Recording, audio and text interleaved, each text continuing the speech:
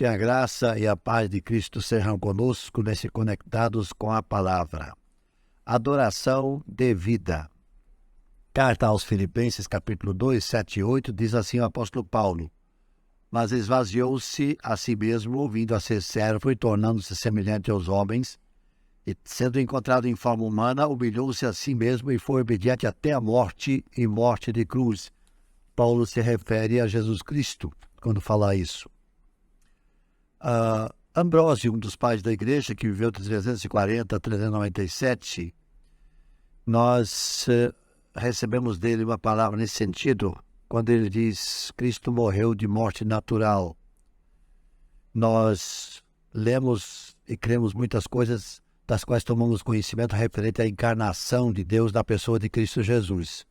Mesmo em nossos sentimentos de conhecimentos humanos ilimitados, somos capazes de observar a grandeza de Deus. Por exemplo, Cristo se cansou em sua jornada aqui na terra para que pudesse revigorar o cansado.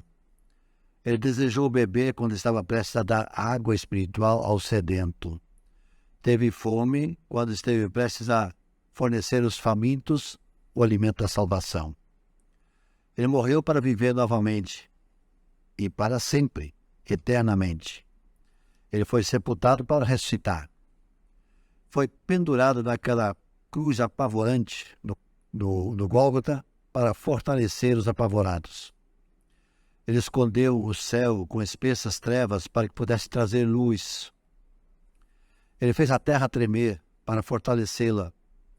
Despertou o mar para que pudesse acalmá-lo. Ele abriu os túmulos dos mortos para mostrar que esses são os futuros lares dos que vivem. Ele nasceu de uma virgem para que pessoas creiam que ele veio de Deus. Ele alegou não ter conhecimento para poder dar conhecimento ao ignorante. Como judeu, foi-lhe ordenado adorar para que o Filho pudesse ser adorado como verdadeiro Deus. Mesmo em nossos sentimentos humanos e limitados, somos capazes de observar a grandeza de Deus. Uma expressão próxima a essa que Paulo usa aqui, ele também usa na carta aos Romanos, capítulo 8, versículo 3, onde ele diz: Porque aquilo que a lei fora incapaz de fazer, por estar enfraquecida pela carne, Deus o fez enviando seu próprio Filho à semelhança de homem pecador, como oferta pelo pecado, e assim condenou o pecado na carne. Então Cristo era plenamente humano. Podemos entender que ele apenas parecia ser humano sem sê-lo de fato. Mas, por outro lado, deve ficar claro em nossas mentes que Cristo não era só semelhante ao ser humano no quesito pecado. Quer dizer, ele era semelhante ao ser humano em tudo, menos no quesito pecado. Nesse quesito, ele foi diferente. Ele era semelhante em tudo, menos nesse quesito. Ele não pecou. A expressão diz respeito à natureza impoluta de Cristo. E nesse aspecto, Cristo, sendo humano, difere dos demais seres humanos. E assim, um ser que aqui viveu em forma humana, mas sem pecado, ele deve merecer a nossa adoração. Portanto, a adoração a ele é devida. Adoremos o Senhor através do nosso viver, do nosso falar, do nosso agir.